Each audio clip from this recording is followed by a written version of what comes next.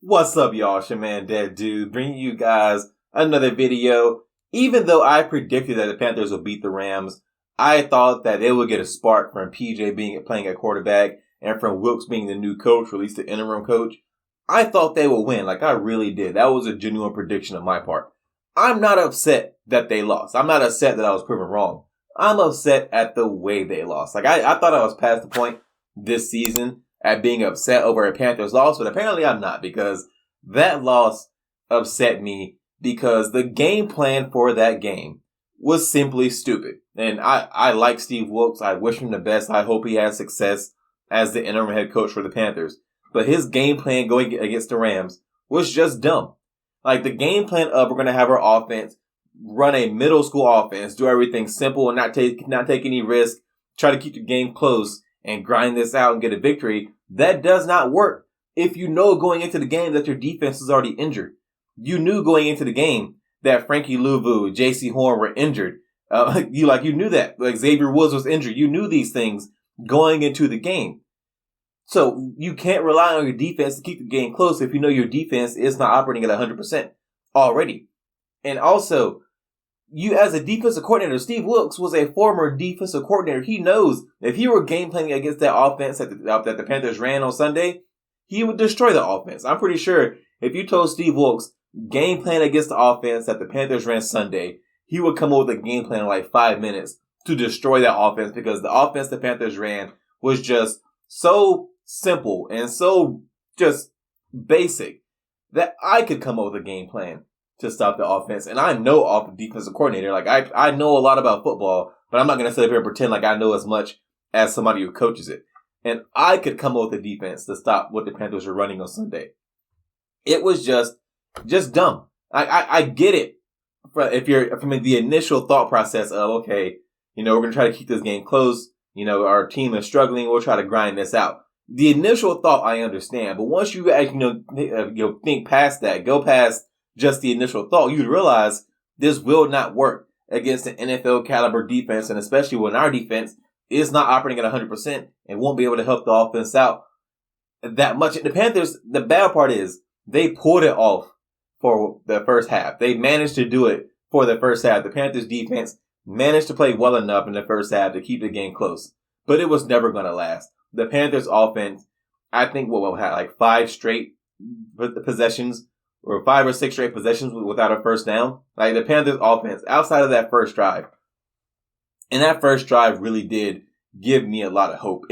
I saw that first drive and I was, okay, Ben McAdoo's coming out. He's being a little more creative. They're doing a power run scheme. And maybe after this first drive, they're going to do some play action off this power run after they set it up. And we'll see PJ Walker go deep, because PJ does have a really good arm. Like, okay, I like what Ben McAdoo's setting up. But it turns out he wasn't actually setting up anything. That was the entire game plan.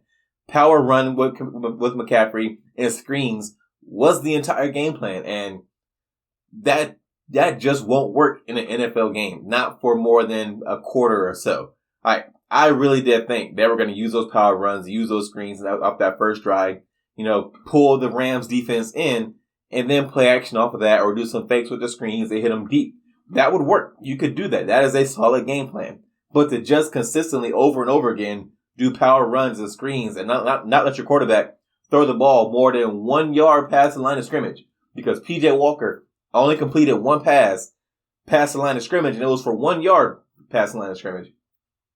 That's not going to work in an NFL game. And I don't know how any coach really sat in the film room or really sat in any kind of meeting and came up with that game plan and thought it would work. Like, I like Steve Wilkes. I hope he has success. But if I were David Tepper, that game plan alone would be grounds for firing right there. Like, I get it. You already fired Nat Rule. There's no point in firing the interim coach because he's not going to be here next year. But just that game plan alone would make me rethink hiring Steve Wilkes to be the interim coach, because that game plan again was just dumb. It was never going to work, especially when your defense was not at 100%.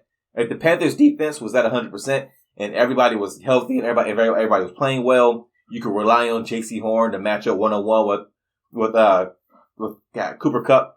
If you could do that, you still have Frankie Louvu to help at linebacker and help rush the passer. If everybody was playing at 100%, that game plan could maybe work. But when you know not everyone is at 100%, and you know you're not going to have J.C. Horn, you're not going to have Xavier Woods, you're not going to have Frankie Louvu. When you know those things going into it, I don't know how anybody could come up with that game plan and think it was going to work, because it never was. And we saw that after the very first drive the Panthers had, it didn't work. The Panthers scored 10 points in this game. 7 of those came off the defense. The offense produced 3 points. Like, whoop-de-doo. The offense gave you 3 points. Whatever game plan you have that only results in you getting 3 points, that's on the coaches. That's on the coaches. Like, yeah, PJ not the greatest quarterback, this turnover prone, whatever. I'd rather you lose the game by letting PJ Walker throw the ball down the field and it results in picks than watching you run McCaffrey into a stone wall over and over again and throw these wide receiver screens that aren't going anywhere over and over again. As a coach, I don't get how you'd rather lose being conservative than rather lose, at least throwing the ball down the field and trying to gain yards and trying to have big plays. If I'm going to lose, I'd rather go out trying to get big plays than doing the same thing I've been doing the whole game, even though it hasn't worked since the first drive of that game. It just doesn't make any sense to me. I gotta believe that Steve Wilks is smarter than this game plan. I know Steve Wilks is smarter than this game plan. I don't know what possessed him to think this was a good game plan coming in, but whatever it is, I hope that inclination is gone and never comes back, because next week they have to do something different than this. If they do this again, like, as a fan, what do you really have to look forward to besides getting the number 1 overall pick with your team losing every game? Because I don't want to be at that place yet. I still want to watch the Panthers and enjoy watching them. Whether they win or lose is a separate matter, but I still want to be able to enjoy watching the team. And if every game is going to be like this, where no plays are ran down the field, everything is conservative and everything is trying to minimize risk, that's not even fun to watch. Like, nobody wants to watch that. Just watching them run McCaffrey into the line over and over again and watching these wide receiver screens that don't go anywhere over and over again. No, just no, as a fan, who wants to watch that? So I don't know what the Panthers are going to do going forward, but it has to be different from this, because that was just putrid. Like, I don't want to rag on Steve Wilks too much, but that game plan falls on him. Something tells me that McAdoo's game plan coming in wasn't to run a middle school offense. Like, I know Ben McAdoo isn't the greatest offensive coordinator, but given what I know about offensive coordinators, they want their plays, like their play calling, to shine. They want to be able to show what they can do and what they can draw up. I'm pretty sure that wasn't Ben McAdoo's idea. I'm pretty sure that directive came from Steve Wilks, wanting to keep the game close and wanting to grind it out. But that was never going to work given the circumstances. So hopefully next week, Wilks lets McAdoo go out there, try something different, go into his playbook, pull out some creative plays, and just throw the ball down the field. If you lose, if it gets picked off, so be it. But push the ball down the field. At least give the fans something to watch. If you're going to lose, fine. But give the fans something to watch. And I know everybody's talking about the Robbie Anderson situation, him arguing with a coach. I'm going to make a separate video about that, so I won't talk too much about it in this video. But I do find it odd that everyone is so quick to turn on Robbie when we have no idea what happened between him and that coach. We don't know what that coach might have said to Robbie. We don't know what Robbie might have said to that coach. We don't know. And so I'm not going to turn on Robbie too quickly. But that's all I'll say in this video, because I'm going to make a separate video just about that situation. But I understand how any player running the offense that the Panthers tried to run on Sunday would be upset. Because I would too. The Rams tried to give that game away. The Rams are a bad team. They are. The Rams are a bad team. We saw Matthew Stafford. He had that one pick six. He almost threw another one to Shaq. Matthew Stafford's been bad this year. The Rams have been bad this year.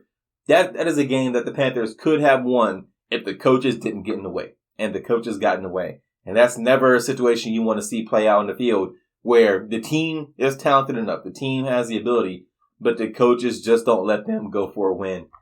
And that has to change. Like, if the players go out there and they lose the game, that's fine. But the coaches should never be the ones getting in the way of a win.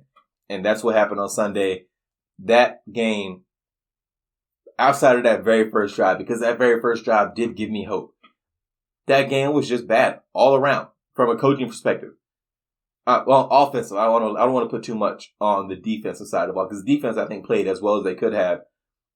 for most of the game. It's a story we've seen play out over and over again this season. The defense comes out, the defense plays well, they keep the game close, but eventually, because they've been on the field so much and the offense is getting 3 and out after 3 and out after 3 and out, the defense is on the field so much that they get tired, and then the opposing team picks up big plays. We've seen it play out over and over and over again this season, and it happened against the Rams. You can't really blame that on the defense.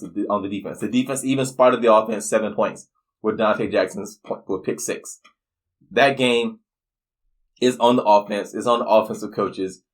They got to do better than that, because I don't know how, as a fan or even as a player on that team, after that game, how you can have any hope on what this team can do this season. I get it. PJ Walker is a backup quarterback in this league, but we've seen PJ Walker go out there and throw the ball down the field. We saw it last year. We saw PJ go out there, throw the ball down the field, get some wins. Even though he's turnover prone, we've seen that he has a decent to good arm. He can push the ball down the field. He can make some good throws, but you gotta let him try it. And I get in this game, when he did push the ball down the field, the 2 or 3 times it happened, it didn't go well, but you got to keep doing it.